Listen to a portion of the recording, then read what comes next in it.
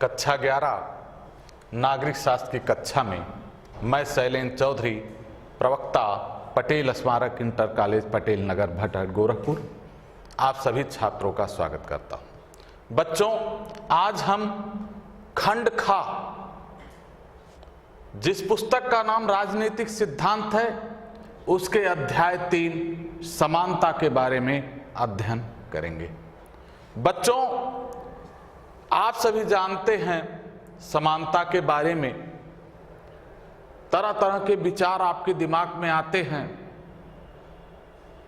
वो चाहे समान व्यवहार को लेकर, समान कार्यों को लेकर, अवसरों को लेकर, और इनके प्रश्न ये उठते क्यों आपके दिमाग में हैं? क्योंकि जब आप अपने आसपास पड़ोस में असमानता के भाव को देखते हैं तब ये भाव उठता है। वहीं से इस अध्याय का हम प्रारंभ करते हैं कि इस अध्याय में पहला चीज हम ये समझेंगे कि ये समानता महत्वपूर्ण क्यों है, मानव जीवन के लिए आवश्यक क्यों है, और इसके निहितार्थ क्या है, अर्थात ये समानता है क्या। जिसकी चर्चाएं होती हैं वे समानताएं हैं क्या, और इस समानता के विभिन्न आयाम क्या हैं, इसके बारे में हम समझने की कोशिश करेंगे। और अंत में हम ये समझेंगे कि जिस समानता की चर्चा आज पूरे विश्व समुदाय द्वारा की जा रही है, उस समानता को बढ़ावा हम कैसे दे सकते हैं। आइए शुरुआत करते हैं। समानता महत्वपूर्ण क्यों है? बच्चों, समानता एक शक्तिशाली और नैतिक आदर्श के रूप में प्राचीन काल से लेकर चर्चा का केंद्र बिंदु बनी हुई है। ये सभी आस्थाओं और धर्मों में भी समानता को महत्व दिया गया है, क्योंकि ये सभी मानते हैं कि मानव ईश्वरकृत है। लेकिन इन समानताओं के मध्य कहीं ना कहीं रंग, वंश, नस्ल, इस आधारों पे भेदभाव देखने को मिलता है। आर्थिक आधार पे भेदभाव देखने को मिलता है, शैक्षिक आधार पे भेदभाव देखने को मिलता है। और ऐसी स्थिति में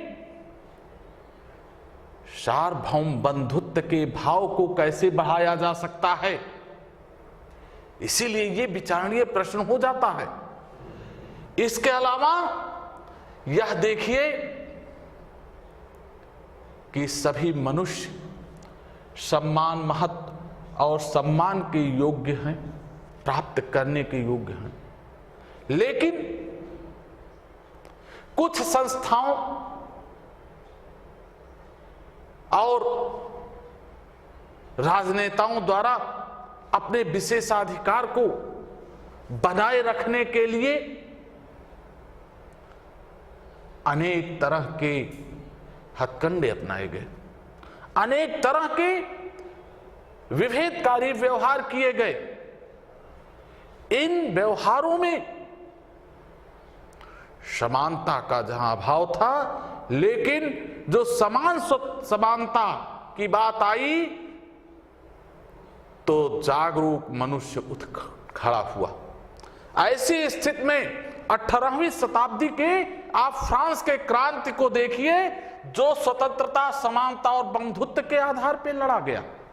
ये समानता शब्द वहां था।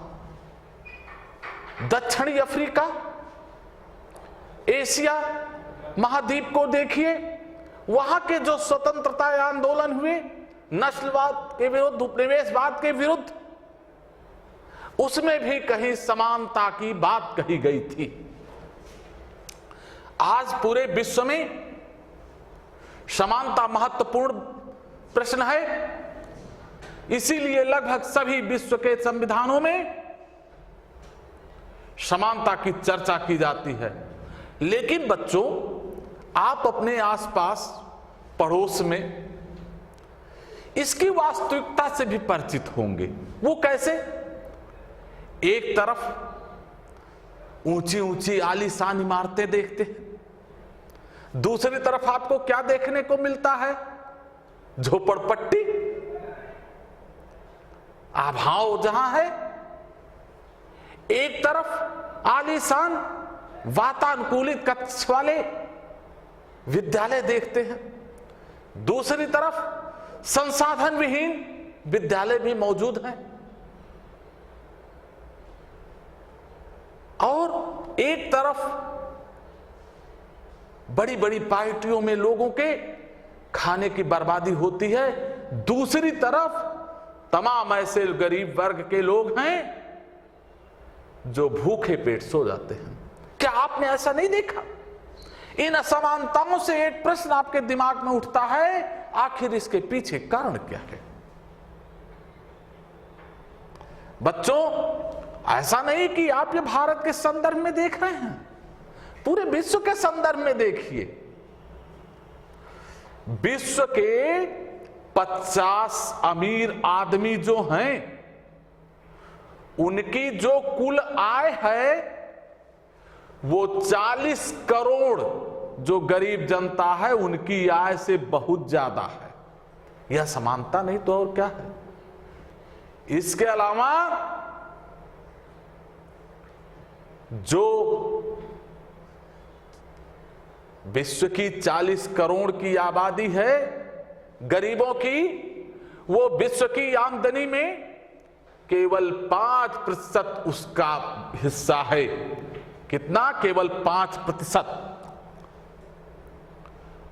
और जो 10% अमीर लोग हैं उनकी हिस्सेदारी 54% है। पूरे विश्व की आमदनी में 54% हिस्सा उनके पास चला जाता है। बच्चों, इस दौर में एक प्रश्न अब सामने आता है कि क्या इस जो असमानता है इसे स्वीकार किया जाए? इसके कारण क्या हैं? आखिर समानता की बात हम कहते हैं तो उसके निहितार्थ क्या हैं? कैसे हम दूर कर सकते हैं? ये तमाम प्रश्न आपके सम्मुख उपस्थित होते हैं। राजनीतिक सिद्धांत के छात्रों के सम्मुख तो जो इतने प्रश्न आते हैं वो समानता के महत्व को और ज्यादा महत्वपूर्ण बना देते हैं। जो पहला प्रश्न आपके सम्मुख सबसे महत्वपूर्ण आता है वो आता है कि आखिर इस समानता का निहितार्थ अर्थात अर्थ क्या है। तो हम आगे पढ़ते हैं बच्चों कि समानता क्या है अर्थात इसके निहितार्थ क्या हैं। देखिए, समानता का हमारा आत्मबोध कहता है कि साझी मानवता के कारण सभी मनुष्य बराबर और सम्मान परवाह के हकदार हैं। बच्चों, एक चीज समझिए, आप कहीं जा रहे हो और वहां आपने एक बोर्ड लिखा देखा, किसी सभा में गए, वहां बोर्ड लिखा है अश्वेतों को बैठने का स्थान पीछे है। आप कहीं और गए, पानी पीना है, प्यास लगी आपको, गए, वहां लिखा है श्वेत इधर अश्वेत इधर। विश्राम गृह बना है, लिखा है केवल ये श्वेत वर्ग के लिए है, यहां निग्रो कुत्ते ये आने मना है। आपको कैसा अनुभव होगा? क्या यह मानव आत्मबोध के विरुद्ध नहीं है? मानव आत्म सम्मान के विरुद्ध नहीं है? यह बिल्कुल विरुद्ध है। हमें इस चीज को, जो मानव जनित सामाजिक असमानता है, इसे समाप्त करना है। इसीलिए लास्की ने इस संबंध में कहा कि समानता प्रत्येक व्यक्ति को अपनी शक्तियों का उपयोग करने, यथाशक्ति समान अवसर प्रदान करने का प्रयत्न है। प्रत्येक व्यक्ति को अपनी शक्तियों का उपयोग करने, अर्थात यदि प्रत्येक व्यक्ति को अवसर की समानता दिया जाए तो, और उस पे वह कोई शक्तियां आरोपित ना की जाए, तो ये जो है समानता का बिहेव कराएगा। लेकिन अब एक प्रश्न और उठेगा आपके दिमाग में, क्या समानता का अर्थ सबको समान कर दिया जाए या समान व्यवहार किया जाए? अगर ऐसा कर दिया जाए, सभी संसाधनों का, सभी चीजों का समान वितरण कर दिया जाए, तो क्या बाजार व्यवस्था चल पाएगी बच्चों? एक छोटा सा उदाहरण लो, समाज में सबको पैसा दे दिया जाए, बराबर कर दिया जाए, तो कोई किसी के यहां काम करेगा, कोई फैक्ट्रियों में काम करेगा, कोई दुकान खोल के करेगा, अर्थात सभी व्यवस्थाएं जो बाजार व्यवस्था वो समाप्त हो जाएगी। अर्थात अब प्रश्न उठता है, कुछ तो ऐसा होना चाहिए जिससे ये व्यवस्थाएं चलती रहें। इसीलिए कहा जाता है कि मनुष्य को अवसर समान दीजिए, वह अपनी योग्यता के अनुसार अपने रास्ते खुद चुन लेगा। यदि उसके पास बौद्धिक क्षमता है, नौकरी की तरफ जाएगा, उसकी रुचि खेल में है तो खेल की तरफ जाएगा, उसकी रुचि व्यापार में है व्यापार की तरफ जाएगा, समाज सेवा में है समाज सेवा की तरफ जाएगा। इस तरह वो अपनी रुचियों को, लेकिन कब जाएगा? जब अवसर समान होंगे।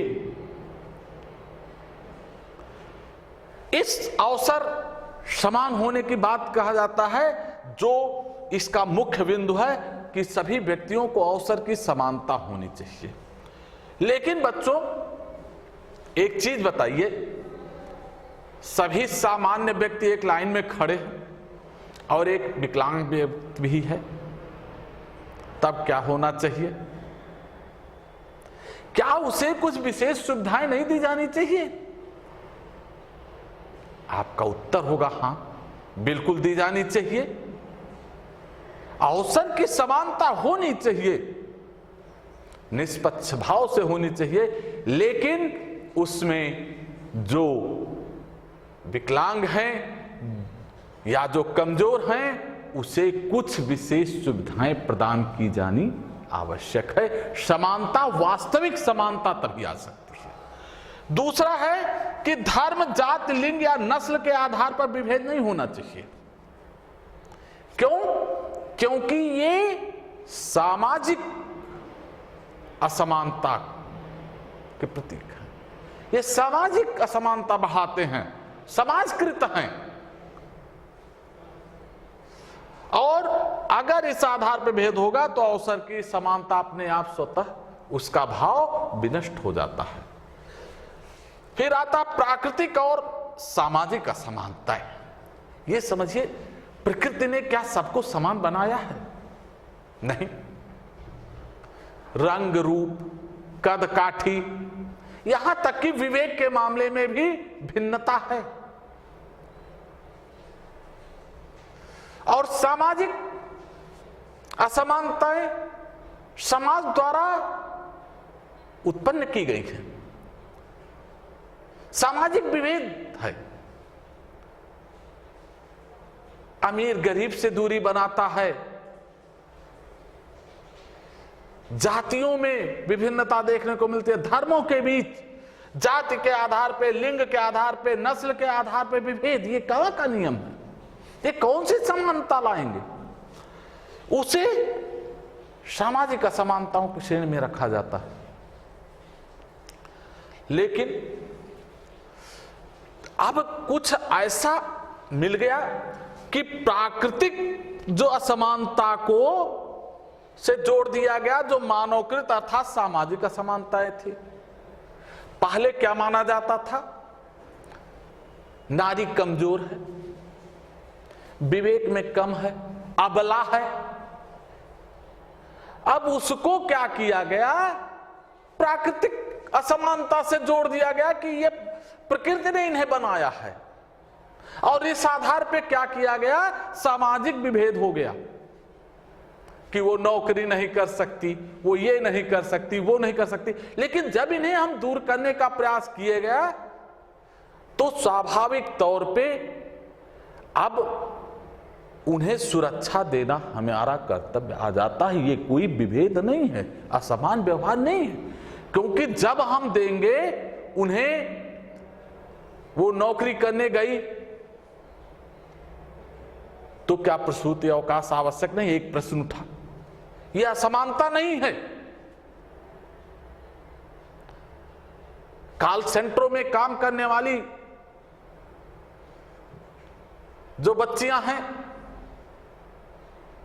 उन्हें सुरक्षा देना उस कंपनी का उत्तरदायित्व है। यह विभेद आवश्यक भी हो जाता है। बच्चों, ये जो प्राकृतिक और सामाजिक असमानता मिलाने की बात की जाती है, इसी आधार पर दक्षिणी अफ्रीका में यह कहा जाता था काले रोग बुद्धिहीन हैं, कमजोर हैं, इनका काम केवल खेल कूद है और ये केवल काम करने के लिए बने हैं, इनका बौद्धिक कोई स्तर नहीं है। और इसके आधार पर दास प्रथा को जस्टिफाई किया गया। क्या यह उचित था? आज तो प्राकृतिक असमानता को भी विज्ञान चुनौती दे दिया है, क्योंकि आज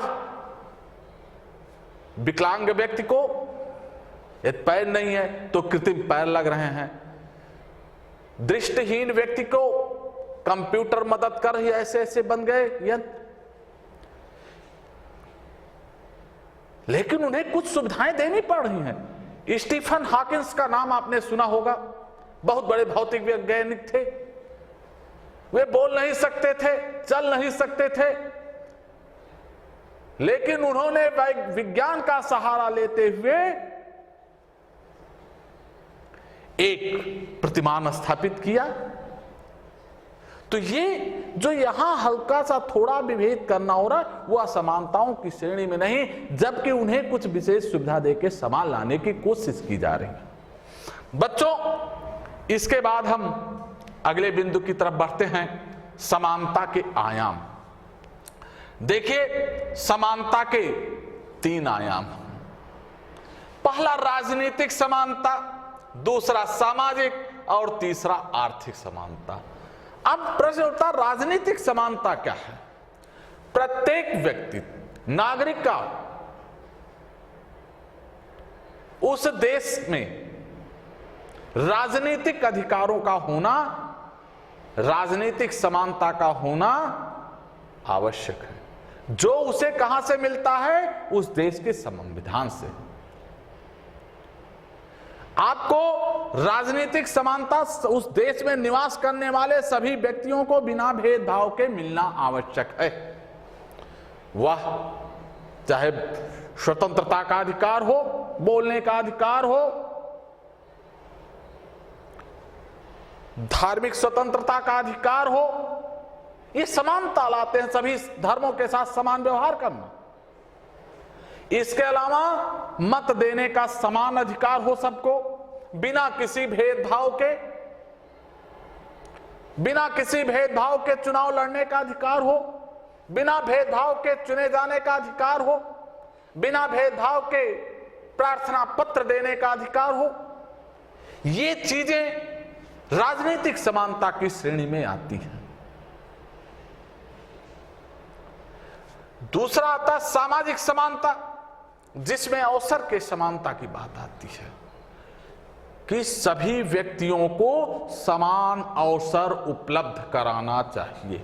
लेकिन राज्य का यह कर्तव्य है, जो कमजोर वर्ग हैं उन्हें वह न्यूनतम उनकी आवश्यकताओं की पूर्ति करते हुए सामाजिक समानता स्थापित करने की तरफ अग्रसर हो। समाज में किसी भी तरह के भेदभाव ना किया जाए। इसीलिए आपके भारतीय संविधान में अनुच्छेद 17-18 में अस्पृश्यता का अंत, उपाधियों का अंत किया गया। क्यों? क्योंकि ये एक वर्ग को विशेषाधिकार प्रदान करते थे, और जब विशेषाधिकार प्राप्त वर्ग समाज में मौजूद होगा तो उस समाज में असमानता विद्यमान रहेगी।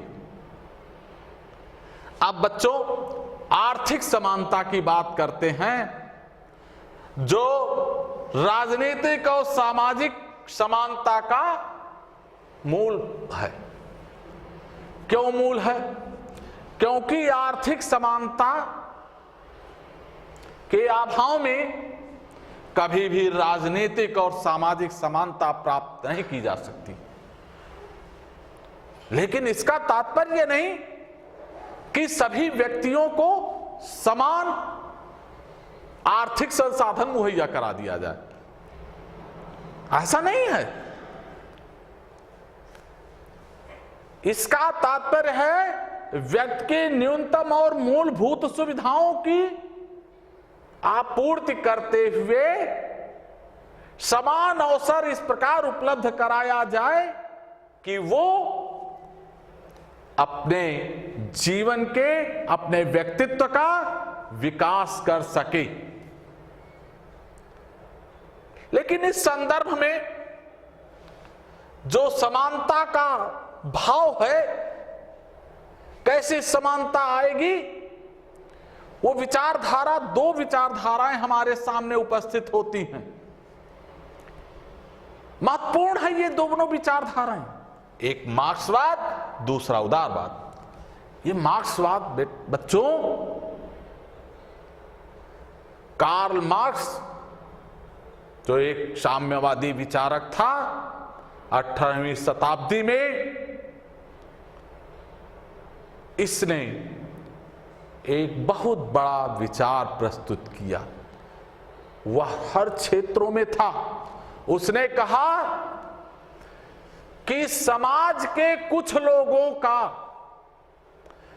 प्राकृतिक संसाधनों, तेल, खनिज, उद्योग, इन पे आधिपत्य है और उसका लाभ ये कुछ लोग ही उठाते हैं, और जिसके कारण वे राजनीतिक रूप से सशक्त हो जाते हैं। और जब राजनीतिक रूप से वो वर्ग सशक्त हो जाता है तो वो क्या करता है? राजनीतिक रूप से सशक्त वर्ग अपने हितों के लिए कानूनों का निर्माण करने लगता है, जिससे जो समानता का खाई है वो और बढ़ने लगती है। उन्होंने कहा कि इस जो असमानता की खाई है, इसको पाटने के लिए आवश्यक है कि जो संसाधन, प्राकृतिक संसाधन और आर्थिक उत्पादन के केंद्र हैं, उनको जनता के हाथों में सौंपा जाए, अर्थात उनको राज्य के अधीन राष्ट्रीयकरण कर दिया जाए, जिससे कि उस संसाधनों का लाभ सपूरी जनता प्राप्त कर सके, जिससे कि असमानता कम की जा सके। इसके उलट उदारवादी क्या कहते हैं? ये खुली अर्थव्यवस्था के पोषक हैं। ये कहते हैं ये प्रतिस्पर्धात्मक सिद्धांत के पोषक हैं। ये कहते हैं कि व्यक्ति की जो जीविका के लिए न्यूनतम आवश्यकताएं हैं, उनको राज्य उनको पूर्ति करे और उसके बाद सबके मध्य खुली प्रतिस्पर्धा हो, और जिसके अंदर योग्यता होगी वो आगे बढ़ जाएगा। राज्य का काम यह नहीं देखना है कि प्रतिस्पर्धा में कौन आगे निकल रहा है। राज्य का काम है केवल व्यक्ति की जो मूलभूत न्यूनतम आवश्यकताएं उन्हें पूरा करे, इसके आगे वो कुछ ना देखे। अर्थात राज्य के कार्य को सीमित करते हैं।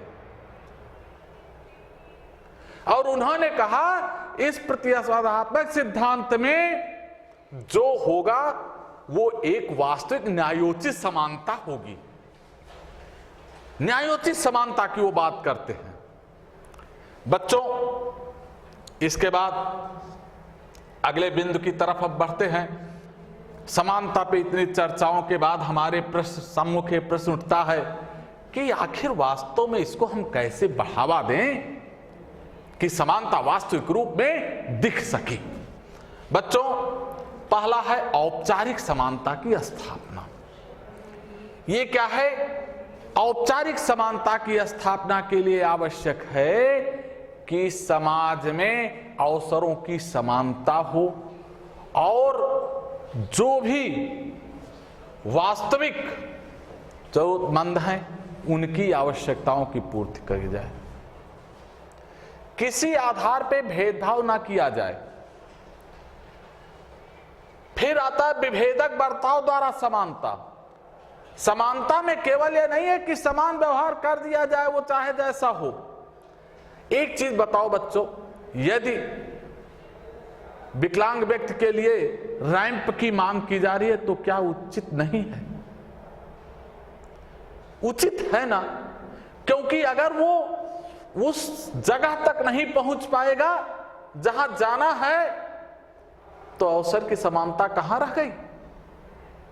इसलिए उसे अवसर की समानता प्रदान करने के लिए, वास्तविक समानता मिलने के लिए यह विभेद आवश्यक है।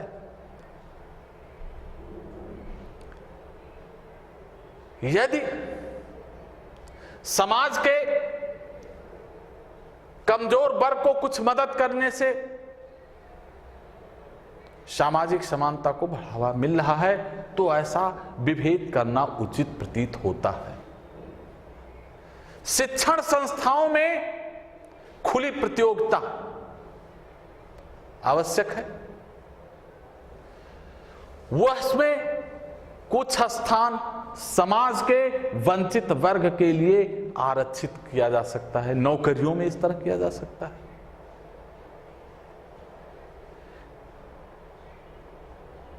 ये चीजें विभेदक बर्ताव द्वारा समानता लाने का प्रयास है। इसके अलावा बच्चों, सकारात्मक कार्यवाही। इस सरकार के कदम उठाते हैं वास्तविक समानता प्राप्त करने के लिए। अब देखिए, समाज में कुछ ऐसे वर्ग हैं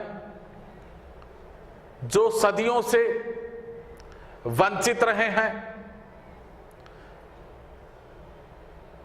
क्या वे खुली प्रतिस्पर्धा में समान हो पाएंगे? नहीं हो पाएंगे। इसलिए वहां सरकार सकारात्मक कार्यवाही के माध्यम से समानता लाने का प्रयास करती है। आरक्षण की व्यवस्था अनेक विवादों का केंद्र बनी रही। वह ये सकारात्मक कार्यवाही के अंतर्गत आता है और सकारात्मक कार्यवाही के अंतर किए गए जो कार्य होते हैं वह अस्थायी नहीं होते। उन्हें कुछ निश्चित अवधि के लिए लागू किया जाता है।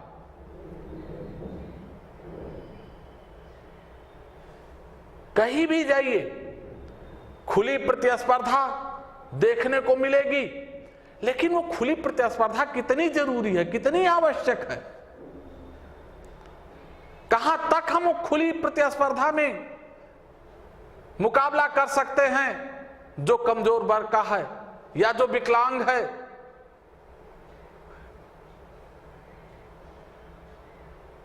इसके अलावा किसी व्यक्ति के पास, बच्चों समाज में आप देखते हैं, आप इस समाज के एक अंग हैं,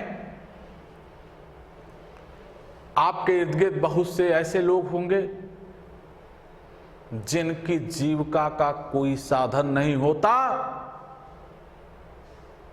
वे सुबह निकलता है, शाम को भोजन की व्यवस्था होगी कि नहीं, उसके लिए किसी भी सिद्धांत का कोई महत्व तब तक नहीं है जब तक कि सरकार कुछ विशेष रियायतें देकर उन्हें उनकी न्यूनतम आवश्यकताएं उपलब्ध ना करा दे। बच्चों,